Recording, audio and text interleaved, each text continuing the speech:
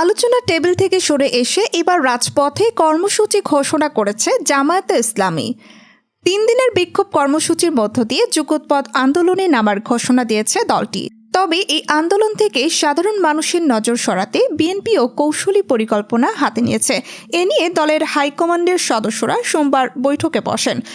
বৈঠকে আলোচনায় উঠে আসে দেশের চলমান রাজনৈতিক অস্থিরতা, বিভিন্ন গুজব এবং জামায়াতে ইসলামী সহ বেশ কিছু ইসলামী দলের ঘোষিত কর্মসূচি।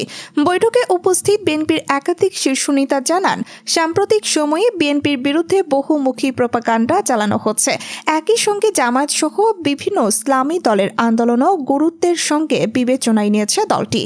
এর প্রেক্ষাপটে বিএনপি কয়েকটি পরিকল্পনা হাতে নিয়েছে। প্রথমত, জনগণকে নির্বাচনমুখী করতে বাড়ি বাড়ি গিয়ে ভোটারদের সঙ্গে সরাসরি যোগাযোগ করার সিদ্ধান্ত নেওয়া হয়েছে। পাশাপাশি নারী ভোটারদের কাছে পৌঁছাতে মহিলা নেতাকর্মীদের আরও সক্রিয়ভাবে সম্পৃক্ত করার উদ্যোগ নেওয়া হয়েছে। মূলত জনগণকে নির্বাচনের প্রতি আগ্রহী করতেই এসব পরিকল্পনা নেওয়া হয়েছে বলে জানিয়েছেন দলের নেতারা।